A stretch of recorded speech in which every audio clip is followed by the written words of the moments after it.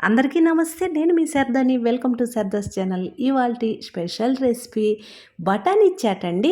బండి మీద కన్నా ఇంట్లోనే ఎంతో హెల్తీగా, రుచిగా తయారు చేసుకోవచ్చు.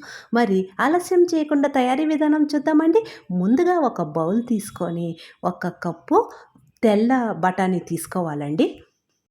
ఇవి తప్పకుండా 6, 7 గంటలు నానబెట్టుకోవాలి. మనము సాయంకాలం చేయాలి అనుకున్నాం అనుకోండి, 10 గంటలకు అలా నానబెట్టుకుంటే 4, 5 గంటలకి చక్కగా ఈ బఠానీ చాట్ అనేది చేసుకోవచ్చు. శుభ్రంగా 2 సార్లు కడిగి బఠానీ మునిగేంత వరకు వాటర్ పోసి మూత పెట్టి పక్కన పెడదాం. 6 గంటలు అయిన తరువాత మూత తీసి చూద్దామండి. చూడండి, చక్కగా బఠానీ అన్నవి నానిన బఠానీనే మనకి చాట్ తయారు చేసుకుంటే రుచిగా ఉంటుంది, ఉడుకుతాయి కూడా అండి. మరొకసారి ఆ వాటర్ వంపేసి ఒక కుక్కర్ గిన్నె తీసుకొని అందులో బఠానీ మొత్తం వేసుకోవాలి. సాయంకాలం పిల్లలు స్కూల్ నుంచి వచ్చేలోపు ఇలా వాళ్ళకి హెల్తీగా తయారు చేసి పెట్టవచ్చండి.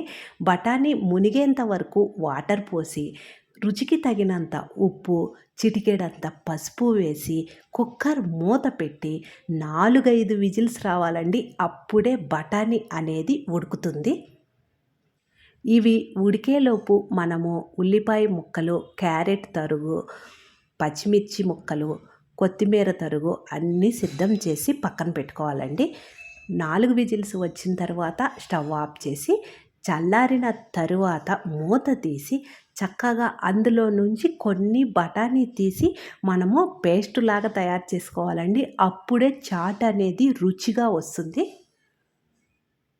ఇలా చిన్న మిక్సీ జార్ ఒకటి తీసుకొని అందులో బఠానీ కాస్త వాటర్ వేసి మిక్సీకి ఇలా మెత్తగా వేసుకోవాలి. ఇలా అన్నీ సిద్ధం చేసుకున్న తరువాత చాట్ ఎలా తయారు చేయాలో చూద్దామండి. ముందుగా ఒక ఫ్రై ప్యాన్ తీసుకొని అందులో ఎక్కువ ఆయిల్ పట్టదండి. 1/2 స్పూన్ ఆయిల్ వేసి ఆయిల్ హీట్ అయిన తర్వాత సన్నగా కట్ చేసి పెట్టుకున్నటువంటి కొన్ని ఉల్లిపాయ ముక్కలు మీడియం ఫ్లేమ్లోనే ఉల్లిపాయ అనేది పచ్చి వాసన పోయి ముక్క అనేది కాస్త మెత్తబడేంత వరకు వేయించుకుంటే సరిపోతుందండి. ఎక్కువ వేగనవసరం లేదు.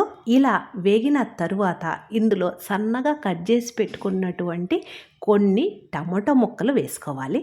టమాటో ముక్కలు కూడా కాస్త పచ్చిదనం పోయేంత వరకు వేయించుకుంటే సరిపోతుందండి.